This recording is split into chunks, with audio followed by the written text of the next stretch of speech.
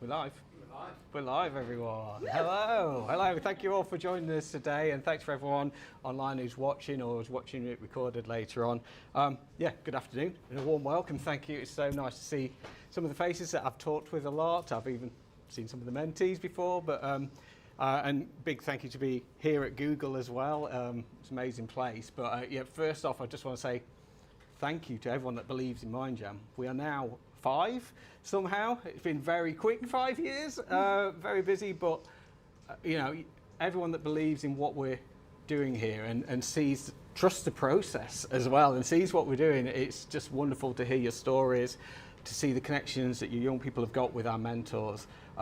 So yeah, I just want to thank all you guys. I want to thank my amazing senior team that helps us, my amazing wife who's the driving force for me and helped me really get started with MindJam, our amazing mentors. What an incredible bunch of people that just give so much, and our amazing mentees. You know, they just blow our minds all the time and just truly inspiring. So I just want to thank everybody.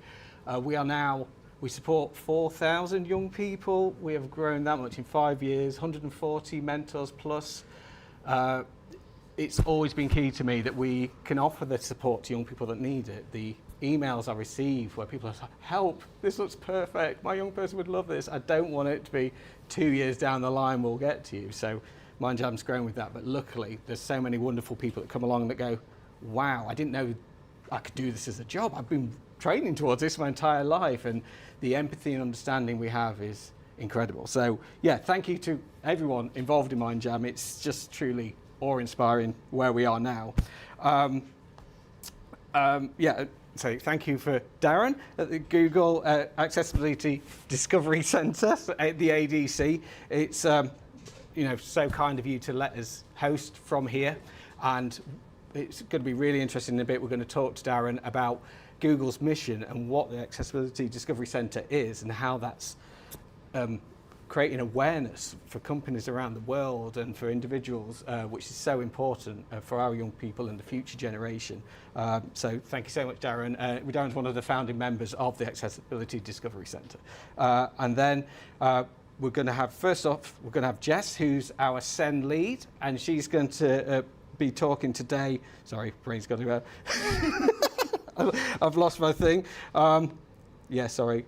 2 minutes. Yes, so yeah, one of our huge parts in our mission is Jess, who's our SEN lead, who, as many of you might have talked to, who's got a wealth of knowledge in helping people get their sessions as part of EHCP, IOTAS plans, education other than at school, has a wealth of knowledge about disability and how technology can fit in with that and really help young people. So Jess is going to lead that chat on that. Then I'm going to be talking a little bit about the benefits of gaming, just a brief one. There's still so much stigma on gaming, and I think as parents we do worry, obviously. We get, you know, shamed into what we're doing, so it's nice to know the good that gaming can do, which I'm sure a lot of you have seen, but you know, it's nice to be aware of that. And then eventually at the end we'll be talking with Darren about the Accessibility Discovery Centre and Google. So without further ado, I shall pass on to Jess and yeah, go for your chat. Thank you. Hi everyone, like Dan said, I'm Jess Wilson. I am MindJam SEN lead. I might have spoken to you before, or you might be waiting for me, in which case I'll be with you very soon. So I'm going to do a talk on disability, technology and education. You will have to forgive me, I'm used to lecturing and much larger chunks than kind of 20 minutes, but I'm going to try and get as much as I can into that time. Okay, so I'm going to start at a really strange point, and we will circle back and it will all make sense. But I want to talk about barriers to inclusion.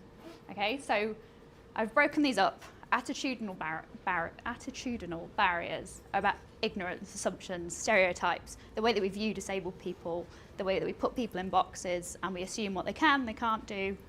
That's attitudinal. Physical barriers. Is there a ramp? Is there a lift? Are there stairs?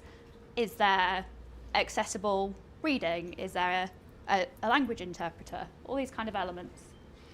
Systemic barriers. I'm sure most people in this room have faced these when they're trying to get EHCPs, IOTAS, policies that are meant to work that don't work, that impacts disabled people, that's made without their input, access to services, you know, trying to access doctor's appointments even can be a minefield with neurodivergent children or disabled children. And then education and jobs. Communication barriers are more to do with the use of small print, when maybe we need a bigger print, maybe we need alternative ways of presenting that information. Lack of captioning is a huge one, and lack of manual language, i.e. sign language. Obviously that's a huge barrier that finally we're kind of starting to address in the UK, but very slowly.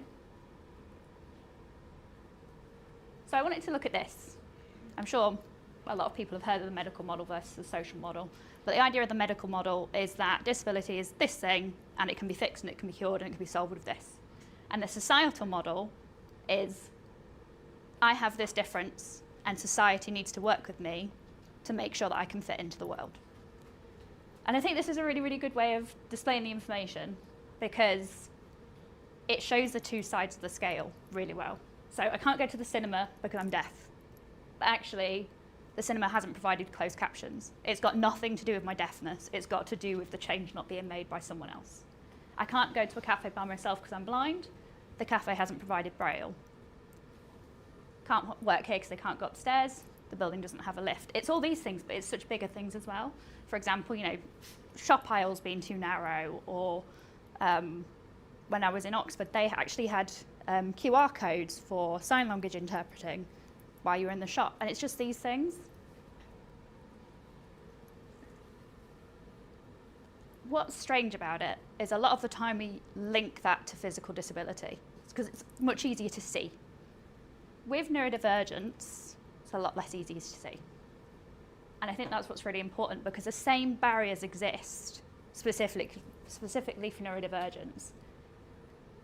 But if we take something like physical, for example, yes, there might be a lift, but what if the music's too loud? Or what if the light's too bright?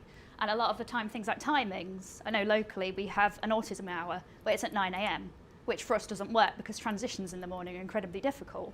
So then what do? I just don't go out at that time. Things like preparation, being told you've got an appointment, but the appointment's in a few hours, not having that time to plan. And the same systemic barriers exist. And sometimes it can be even more difficult to prove that there's a barrier in the first place, because you might yourself or your child might struggle incredibly, but then mask your way through it. So trying to explain to somebody that actually that is still a barrier, even if they're not able to perceive it, is really, really difficult. And then the same with communication. So a lack of understanding that, no, I can't make eye contact with you, or my child can't make eye contact with you, or no, they can't answer your question, you're making them uncomfortable, can be really, really difficult for people to understand. So why am I talking about all this? Because the problem of addressing those things, it has to start with understanding. And understanding can't be done without awareness and acceptance. We hear a lot about awareness, but that's simply just knowing what something is. And as great as that is, that's not that much help. Acceptance is key, which is actively working to actually do something about those issues. And that's where that understanding comes in. And this is where technology and breaking down barriers is really, really important, because this is where things like universal design, which I'll come on to shortly, assistive technology, support, physical accommodations, assistive tech, all of those things can be used to address those areas. In education, we can raise awareness and acceptance, we can have representation, we can give examples, we can make accommodations. And then with systemic, that's about us trying to get inclusive education, which is nigh on impossible currently, inclusive hiring, disability advocacy, and trying to shape the way that the policy that actually sits above all this exists. So how do we do it? Representation is huge, so kind of split these into separate areas. Things like representation in social media, having the parent face group in MindJam just to go, actually, yeah, that happens to me, this is how we dealt with it, this is how I feel about it, can be really, really important because it's so easy to become isolated. Representation in games and media, representation in, even things like TikTok. My son follows somebody who is autistic, who's an engineer, because that's what he wants to do. So being able to have that kind of representation and go, actually, I'm like that, but they do this, is really, really important. And again, online communities. And what we do at MindJam. So some of the others that I listed, are smart mobility aids, smart home devices, screen readers, incredible things, absolutely useful. I personally cannot watch a show without subtitles on because otherwise I physically can't hear it. Even though I have no problem with my hearing, my auditory processing is just non-existent. Sip and puff systems is an incredible series of systems around here that we'll be showing you later on a tour that all use very similar eye tracking technology, adaptive controllers. They're really, really exciting. And then really simple things like remote working. Being able to work in a way where I don't have to leave the house if I'm not comfortable to, where I don't have to socialise, I don't have to work with other people, flexible hours, and then digital accessibility standards. So what's the benefit? Like, what's the point in all of that? One of the key things that I think is independence. Being able to sit there and go, actually, I can do a job, and I can do this, and I can have that, and I can, this person's got the exact same difficulties I have, and they're doing it. It's that idea of, I can do this. But it's also about inclusion and reducing isolation, because a lot of people end up, if you can't go out and you can't do these things, you can become very easily isolated. I know that's a big thing at MindJam, was kind of looking at all these lone children and going, actually, they're on their own, and trying to create that community. And then socialising, belonging in the workplace, connection and communication, and just supporting needs, basically.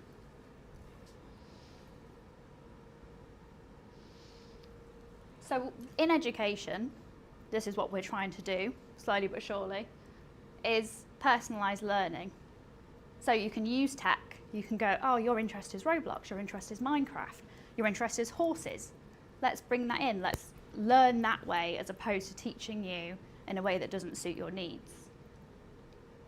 With that, we can also look at improved communication, because if we're talking around your areas of interest and we're talking of the things that you're into, you're more likely to respond to me. I can meet on a level ground. We can hop into Roblox together, we can hop into Minecraft together, we can do that. Bridging the gap. There is a huge gap between the involvement of disabled children and young people in education and those that aren't disabled. It's a massive gap. And the aim of using tech in education is to try and rein that in, whether that's done in school or whether that's done outside of school, if that's home learning, however that's done, is to try and tighten that gap and go, okay, so they can't learn this way and they can't learn in this room, but what can we do?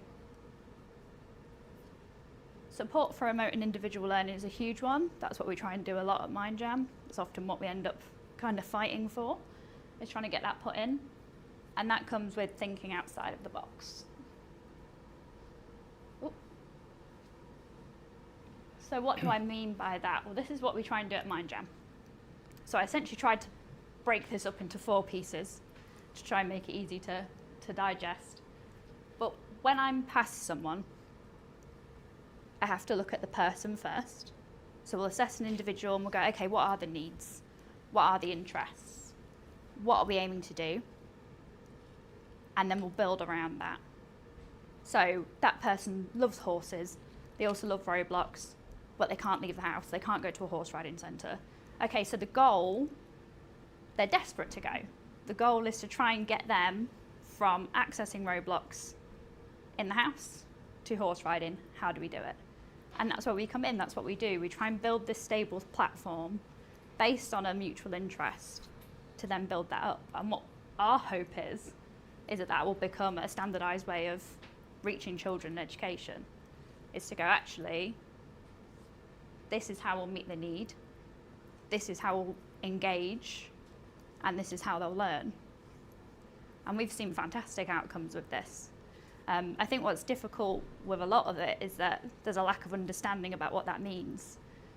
So I know I worked with a mentee whose special interest was fishing, absolutely obsessed with fishing.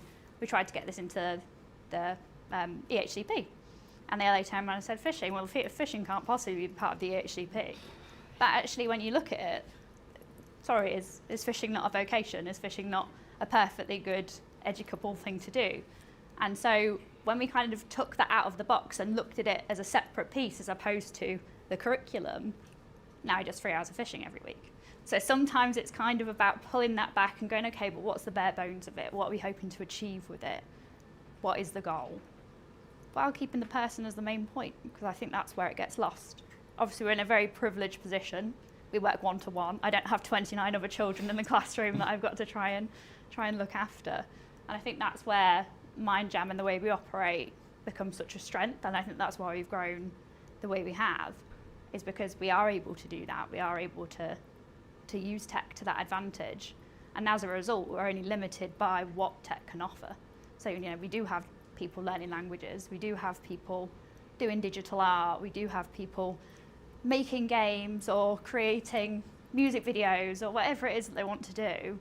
And it's fantastic. And a lot of people end up doing college courses as a result because we played around with music production software for a few weeks. It's amazing.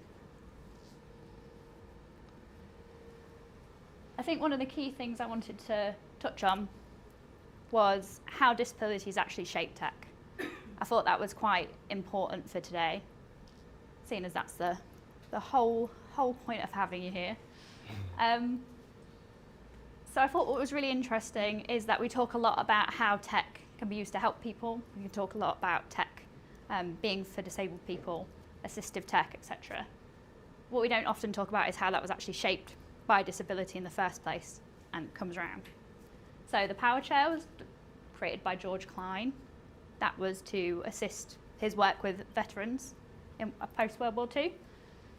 And the point of it is not just that chair existed, but is that then revolutionised mobility to what it is today, to the extent that we see today. Ron Mace created universal design that I mentioned earlier, which I think this quote is the best one to sum that up, is that universal design is design that is usable by all people to the greatest extent possible without the need for adaptation or specialist design. Ron Mace was in a wheelchair. He'd had polio as a child and became gradually more ill as his life went on. And his goal was that all buildings would be suitable, all access to services would be suitable, and that's where this idea of universal design comes in. And if you even have a Google of universal design, it's enormous. It's everything from architecture and the way buildings are built to product design to website design to accessibility. It's such a huge area. Sip and puff systems. So they were invented by Bill Cameron for his cousin who had become tetraplegic following a car accident. And he decided to create a system whereby his cousin could learn Morse code and then blow into this tube to then create that same Morse code, and that then developed over time. I thought was incredible when I was actually looking into this is that they have them for fishing poles. They have them for everything. There's kind of these systems that started at this point now in 2025 have expanded to such a point that they exist for so many things, from communication to game controllers to fishing, which is wonderful.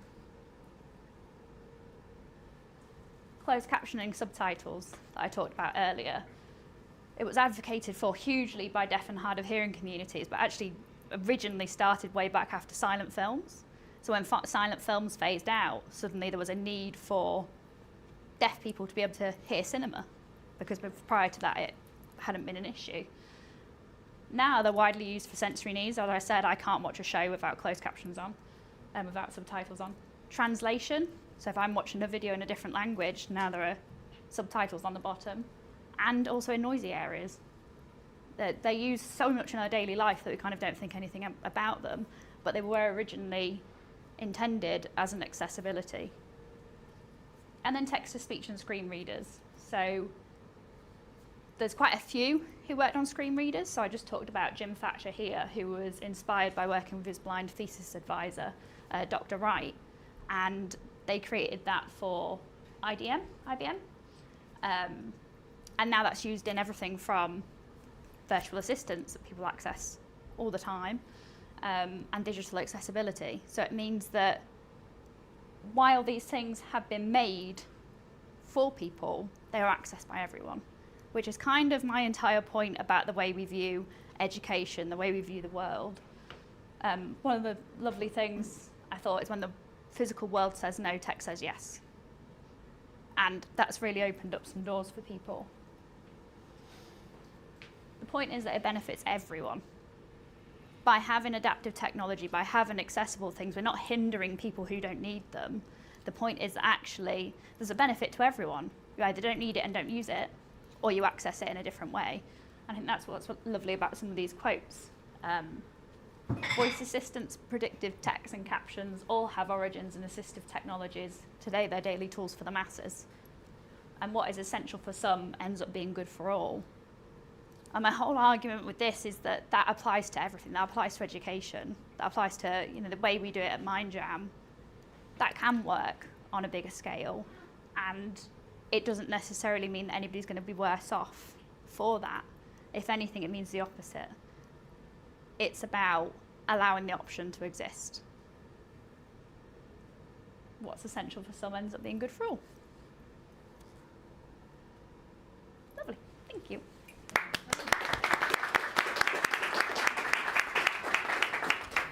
Thanks so much, Jess.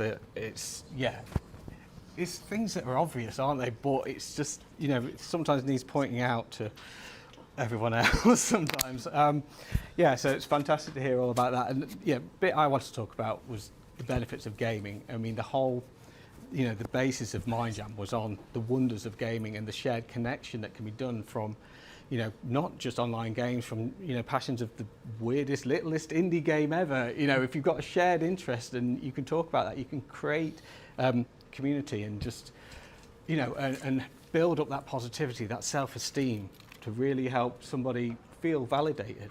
The majority of young people we work with feel like the failures at the start when they work with MindJam. They feel like something's wrong with them.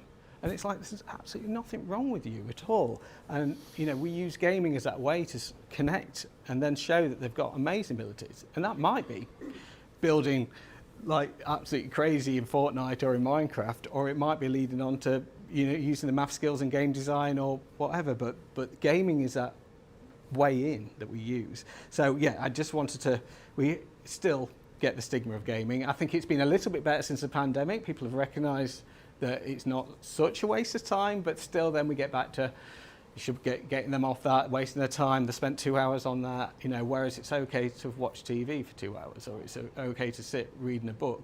It's a valid activity. Yes, there can be excessive gaming, as much as there can be excessive swimming or excessive watching TV, or and those could be, those need to be addressed. But seeing gaming as the cause is not true. In most cases, it's a symptom of, something that needs to be addressed. And then pulling that game away, the system away from them, taking away a security blanket, taking away their safe space, something that really helps somebody regulate. So anyway, I'm just going to, so I don't waffle on, go on to just a quick bit, go over some of the amazing benefits we get from gaming. One thing that people don't realise is it really helps memory. It helps expand grey matter. It is an active activity. Your brain is thinking all the time. Even if, you're playing mindless Fortnite, no, that you're building, you're seeing dangers really quick, you're spotting things, you're having to tactically think, you might be in teamwork as well. The brain is working all the time. And this is proved for older people using gaming to, cure and help with dementia and things like that, and Alzheimer's. It is keeping that brain active. We all heard about when the Nintendo DS and the Wii first came out, it was all brain training, but all games have a certain amount of brain training in there. You're processing so much in there, which is really great. Obviously, you've got things like Tetris and your puzzle games, which deep down are there, but even things like Legend of Zelda, Breath of the Wild, where you've got a huge open world that you're exploring and finding things about. There's so much that you're using that brain dynamically for in that. Which leads on to the second thing. It helps for spatial visualization, perception and vision. It actually, how much do we hear that at screens, you get square eyes, and you actually, gaming is helping vision. You're seeing, you can mentally rotate objects, and it improves that spatial awareness. You can visualize spaces better. You can, in the easiest thing, you could spot a danger quicker. Because that's coming through from the games, again, from Fortnite or Overwatch or Marvel Rivals now, to also being able to process things. So in Minecraft, our young people can spot how many block straight away they need to build a certain thing. They can calculate that just through visualizing things. It helps with STEM. It leads into everyday life. There's so many things in there. As I just touched on, gaming helps decision making and leadership skills. Working as a team, or working even on your own, but with what's called NPCs, computer characters. You are leading a team. You might be doing a strategy game where you've got a whole tribe of people that are depending on you, or you're in Fortnite and you're working as a group. You're telling people where to go. We see this a lot in MindJam itself. We let the young people take the lead in the game, and that is brilliant for building that confidence and that self-esteem that they can be sometimes quite bossy to us, but they're telling us what to do and where to do it and where to place things. And I think that's great. Isn't that a really important skill for in the working world and for living life, that you can lead a group of people, or you can work together to get, to win, to get a better goal, to work together. And games, have a lot of that in there. We then also have, which is a big thing that people talk about at the moment, resilience. But gaming has a massive amount of resilience, perseverance, and problem solving. The failure in games is constant, but it's also safe. A young person can fail in a game and not really going to get judged. They can try again, they can start again, and this is brilliant. It's really getting them to really work at that resilience and grit and get them through the levels. And again, people brand young people, and especially young people that are struggling to get into school, as maybe lazy or they've not got enough resilience. Yet we see such strength in the characters, and so much more of a battle that they have to fight to just feel normal, whatever that is. In gaming we can really see that, and we can really champion that, and just to come in and go, oh my God, you're amazing at that. How did you beat Elden Ring? Or how did you? My son loves Geometry Dash. I don't know if anyone else, but that's all on timing and absolutely insane things. And it's just to go in and actually recognise that is super validating. I think I think it was last year, there was a lad that beat Tetris, finished Tetris, just to the point where it just stopped working, I think.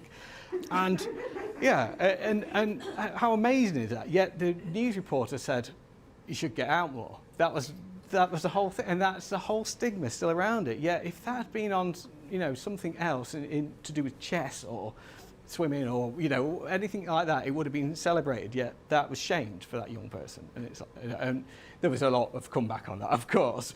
But it should be recognised, and I think what I'm seeing in the industry, especially tech industries such as Google and game creation studios and things like that, is they are now recognising the digital skills we are learning through gaming.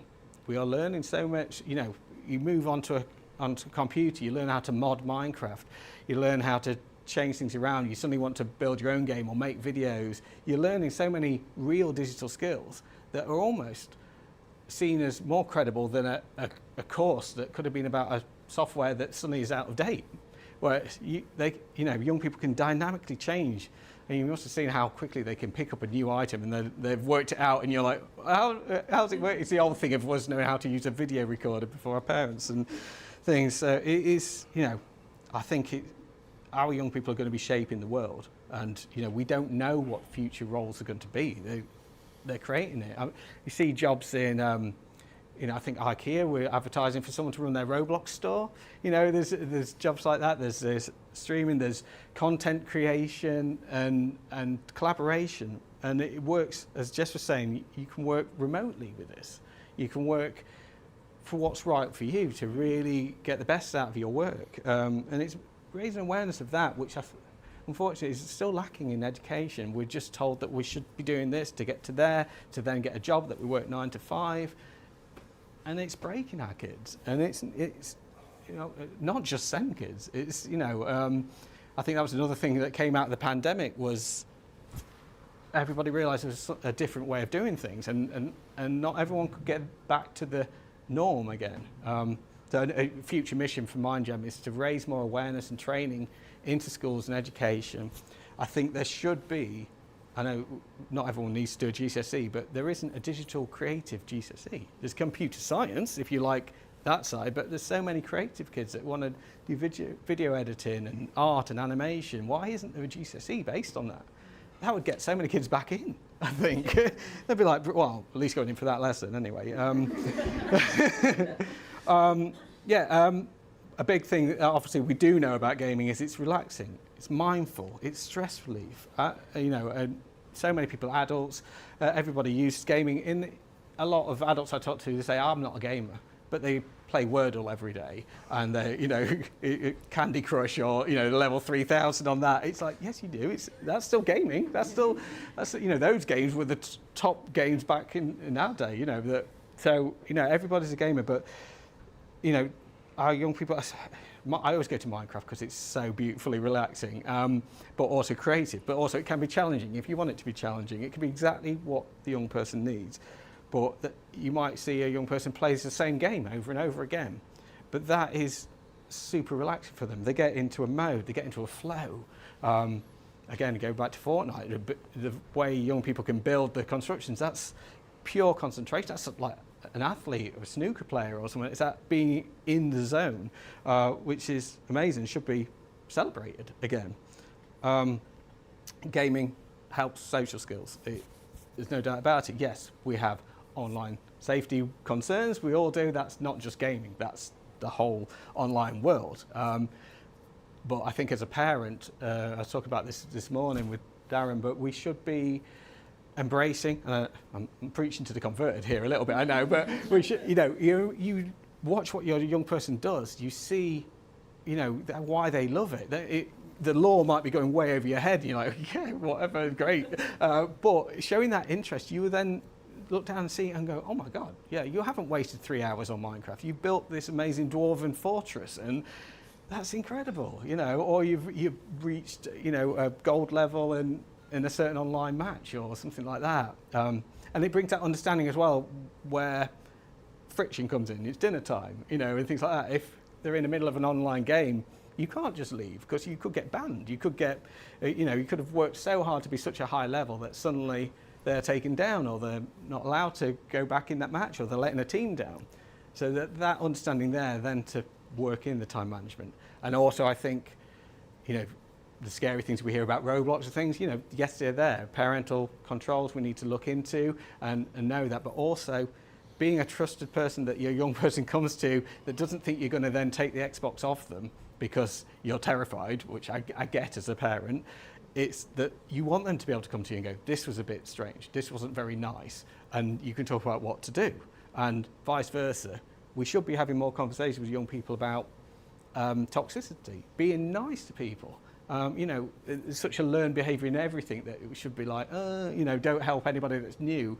Where, yeah, if that was embraced in education early on, that it's nice to help people to learn how to do the game, it would be everywhere, would be such a nicer place. So the fact that it's just ignored and it's not something we do in education, we don't look at games, it's creating a massive divide. Yeah, I'm going off on a tangent now, I know.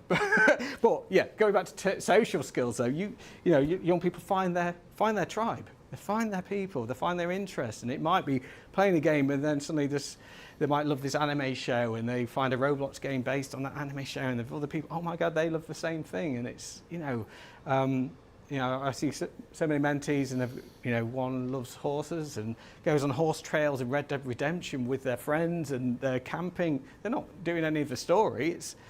They've got a whole social life. It's amazing. There's so much you can do there.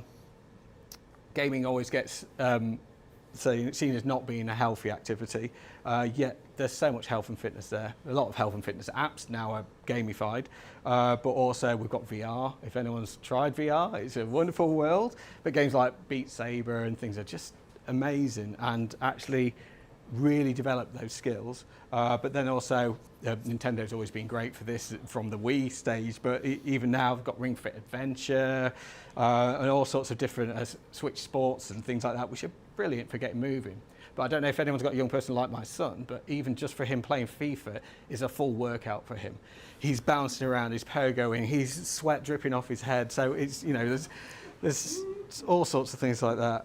But yeah, I think, it's not such a passive activity. But also, I think one thing, if you do worry that your young person maybe isn't moving enough, again, reaching it in a positive way, we look at the best gamers. They are athletes. They do train, they eat well, they sleep well. Having those conversations that, yeah, you're getting really frustrated, this isn't working.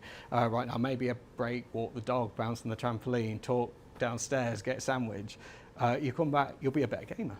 It's proven. So, it's getting, talking about it in a positive way can actually really help. I've talked a little bit about education and careers, but gaming embraces everything. All sorts of games embrace different things from, even like adult games like Assassin's Creed. That's based in different history or, real history. And there's versions of that again could be used in education that ignore the story and you go and find out all about Egypt. And you walk around the world and, you find out all about Italy and, there's things like that. Minecraft, again, I always go back to Minecraft, but with the way you can mod it, you're learning coding. There's redstone, of course, electronics, and there's all sorts of things in that. But there's more, and then there's lots of smaller games that build on those sort of things, from Factorio, where you build an amazing factory, and to games that work with stock market mechanics and, business and history. Oh, there's everything. In maths, there's English, your reading, your storytelling. Why we're not, again, embracing these sort of things. You look at creating a game, and I don't mean just coding it. You're designing characters, you've got art, you've got English, you've got maths in the coding, you've got maths in working out the size of the thing, you've got planning, you've got music. It covers basically every subject. You've got geography, you've got history, you've got biology, you've got, it's all there to be utilised. One of the biggest travesties, I think, is in recent years we've had Minecraft education, which seems to have just been sort of left as this weird little Minecraft thing that not many schools embrace, and and it's not really, to my knowledge, being developed enough as it should be. But then again, Minecraft itself has got it all there. So if that was embraced in a safe way in schools, then why not just use the full package? It's got everything there. So I'm not going to keep you all the time, but the final thing is gaming creates youthfulness, joy, play, curiosity. It's really good for imagination. It's something we should never grow out of, playing. Gaming reminds us that it's okay to play. It's a fun and valuable. And sometimes in a young person's darkest moments, fun is the thing that brings them back to life. I love the words of George Bernard Shaw. He says, we don't stop playing because we grow old. We grow old because we stop playing, which is so true. So, I wanted to just tell you a bit more about that. It's a good bit of ammunition as well. And if you ever need anything, on our web page, there's benefits of gaming, massive list there with with full facts as well. So you can go, here, I've got the evidence of this research and that research. It's great because when someone says game is just a waste of time, we all smile and it's like, no. So, no, thank you for listening to that. Thank you, guys. So I'm going to call Darren Ryden up now. So, nice. Darren, where do you want to stand? Are we all right here? Yeah. Adam's in charge. Yeah, Adam's in charge. Perfect. Yeah. So, Darren, thank you so much again for letting us host here. It was great. I know you've got a young person with MindJam, which is how we got in touch, didn't we? But it's amazing your mission here as well. And Darren's one of the founders of the ADC for Google. So, would you like to just tell us a bit more about how that came about and what the sort of mission is? Yeah, where should we start? Let's think about Google as a whole. Does anybody want to have a stab at what Google's mission statement is? Do no harm, isn't it? No, it's kind of like the do no evil thing back in the day before we had HR and stuff. They had to go a little bit beyond that in the end. So Google's mission statement is to organize the world's information and make it universally accessible and useful. And the useful bit has been added in the last couple of years since the internet became so full of stuff that's not useful as well. So when you look at that, that has been set from the top of the company down to give every employee and anyone who looks at Google an understanding of the purpose of the company, right? So the fact that and universally accessible is written in there, it aligns exactly with what Jess was saying as well earlier, about universal design. So that's a core part of what we do. So we build products and solutions for everyone, literally everyone. We have 7, I think, products and services now that are used by over 1 billion people a day, which is kind of mind-blowing, right? So we literally are trying to build for everyone, and that means we have to build with everyone, right, as well. So accessibility becomes a key part of that. So this particular space, this room, I think it was just over 2 years ago we created it, and it was kind of a bit of a side project for a number of people that were interested in accessibility. And because of Google's mission statement, when we said, hey, we think it's a really good idea to create a physical space that allows people to learn about accessibility, we wanted to teach and enable people to find out within Google about accessibility more. We wanted people to be able to come in like external groups like this one. We bring our customers and our partners, potential customers in here as well, just have a different type of conversation and talk about the reason why we do things. Technology as an enabler, where some people were talking about, Jess was talking about, it's essential to have technology to be able to just interact with the world, but also all these things we do, if we do it in the right way, it benefits everyone. So that was part of the initial intent behind creating this space. And then what we've done here is we've created a number of different areas. So we have, in this particular workshop area where we're stood right now, we've just got interesting stuff about accessibility. We have an area of gaming over the other side where we get people engaged through gaming. So we've got videos of children and some adults playing some games, and you can actually use the same accessible technology they've got to try and see how bad you are compared to them as well, because some of them are pretty tough. And then we've got another number of other stations as well and other accessible technology that people can come in and see. So whilst we obviously have a number of specialists who are specialists in accessibility, we have accessibility training for all our product designers as well. We thought it was really important to just try and get as many people as possible exposed to thinking about accessibility. So we organise internal events to get as many people as possible here. So we have like gaming tournaments and things like that. So we get people from the building to come in, and other initiatives like that to try and get as many people to come through. And in the Hans is here. Hans, how many people have been through now in the last 2 years? 4,000, 5,000? We're up, about 6,000. 6,000, so 6,000 people, so it's not just you. So a lot of people have been here. So we've had, 6,000 people come through these doors in the last two and a little bit years, and we've now got 6 of these across Europe. So we're starting to align them with a lot of our other development centres as well. So that's a quick introduction. Shall I show some of the cool stuff I like? Yeah. So in this area, we've just got various accessible stuff. So I like to see if anyone can work out what this is. Braille or something. Good. But which one? Which book? There are clues. Who said Harry Potter? Yeah, very good. Right. So Harry Potter and the Philosopher's Stone. Right. So I'd never seen a Braille book until I came in here. But everybody kind of knows there are Braille books, right? But it's not until you see one you realise how big they are, right? And how actually it's all of this. If I can get it out here, that's Harry Potter and the Philosopher's Stone, right? So until you come into a place like this and you see something and you pick it up and you think that's not going to fit in my bag, right? Then you realise the differences, right? So you kind of have a little bit of awareness, but when you can come in here and you can actually see something and touch it, then all of a sudden you kind of develop more empathy, right, with people that are using this technology. So we've got lots of stuff like that you can see around here. We've got some of the beer as well, so that's a big clue, right? Wands as well. We've got things like Lego Braille bricks as well. So the RNIB are struggling to get children to, because they've got access to so much technology, struggling to get children to want to learn Braille. So they've got innovative ideas, so using Lego bricks to learn Braille and stuff like that as well. So there's all sorts of interesting, where did I get that from? Up there.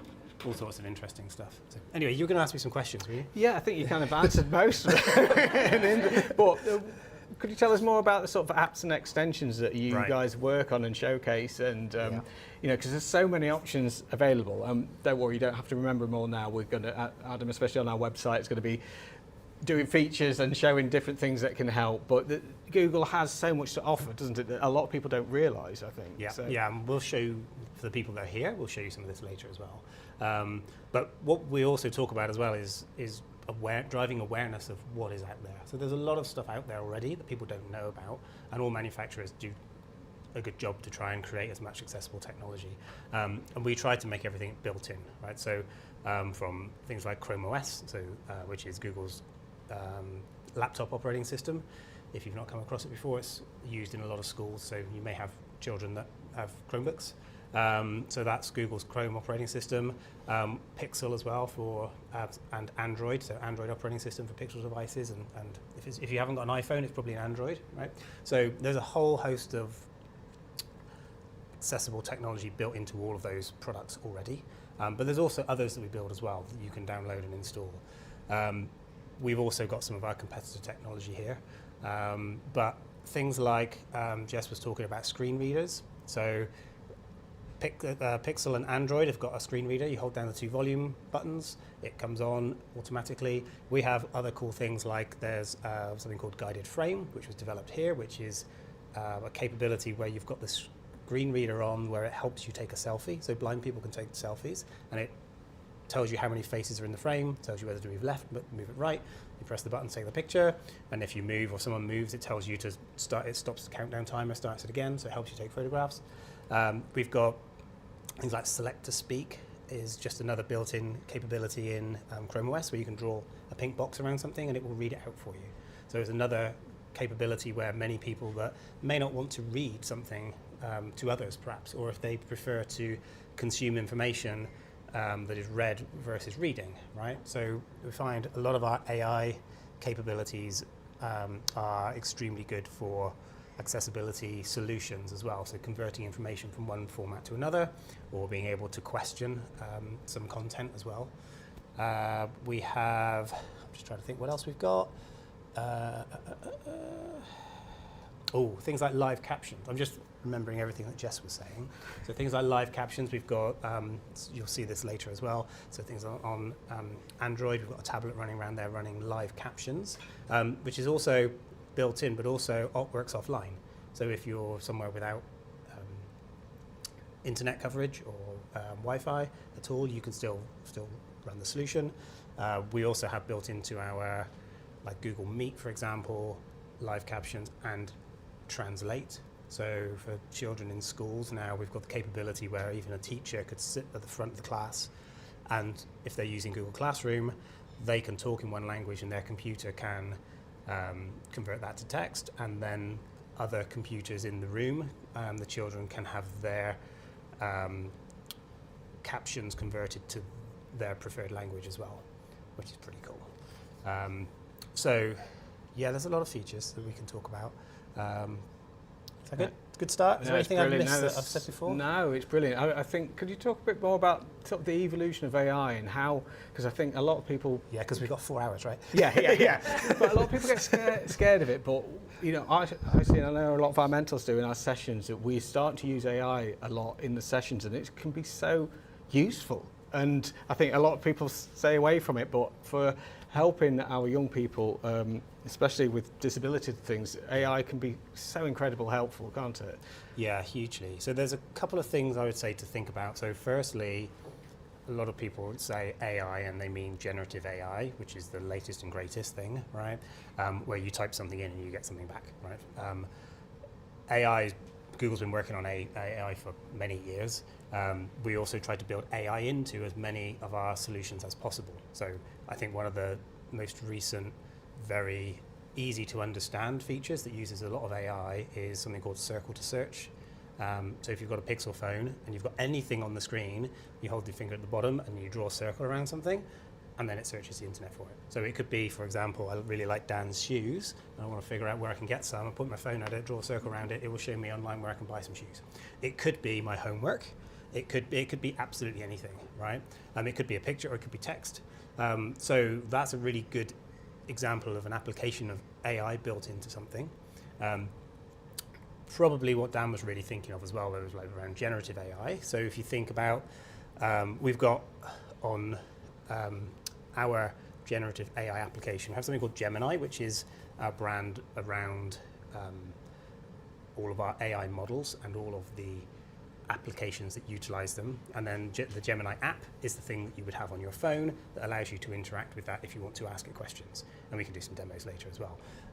But if you think about from a neurodiversity perspective, AI can be or generative AI can be a huge help. We have lots of people, this space here is a learning space for us as well. So we have lots of people come in here and tell us how they use our technology. So the story, we've heard so many stories. Lots of people will like to take the Gen AI app to create a list of activities. I want to clean the house today. What's the best way to do it? Right? How long should I spend doing something? I said before, converting information from one format to another. I use Hans a lot in here because he's got some great jokes, but if you don't understand them, then you want the AI to explain it to you, right? It's a great way. So for social interaction, if you think differently to someone else, and also that doesn't necessarily mean neurodiversity, it could also be language barriers, right? Yeah. So there are so many cases like that. But what I generally say is that also things like there's so many extensions for things like dyslexia. We've got Beeline Reader is a really good one, which changes the colors of lines on the screen as you go across. So it's really easy to find the end of one line to the next line, and it's got a very nice font as well. Loads of stuff like that. So, but what I try and say is, look, just think to look, right? Because if you start to look around, you find a lot of stuff that's there. Search on the internet, because a lot of people will have done it, found it already. And yeah, so just look for as many solutions as possible, because there's a lot out there. Yeah, I think that's the thing is things are already out there, and we're like, you just don't realise that they can enhance your life. It's like say the speech to text I could have done with so many times when I have sensory processing issues, and I've seen a doctor or something, I don't remember what they've said, I've not taken anything in. If my phone had just captured that, which they can now, and so for young people it's just going to be invaluable. Yeah, combining some of these use cases as well. So for example, if you are, I don't know, it could be anywhere, but you want to listen to something. If you take Live Transcribe as another application, you can take your phone, also works offline, and the phone will take notes for you, listen to what's being said and create text. It probably won't be perfect, right? There'll be some errors in it, but then you take that, drop that into the Gemini app, and then summarize it. You've got a nice summary. But not only have you got a nice summary, you could also interrogate that to just say, hey, what are the key points? What do I need to remember? But then there might be some terminology in there that was covered that you don't understand, that wasn't explained, but then you can ask questions on it. Right? Hey, explain to me what this term means, and I didn't really understand that. Explain it a little bit easier for me, please, and maybe explain it one more time. So combining these capabilities as well enables you to do much more in many different ways. And again, it's kind of accessible technology, but again, it's brilliant for everyone. Yeah. So another really cool feature that I'll demo later, but it's quite new, is called face control. And you'll see we've got some eye tracking software over there that allows you to play games, which is great. But we've also got built into Chromebooks now full face control, which allows you to set up about 16 different actions that you can use with your face to control the Chromebook.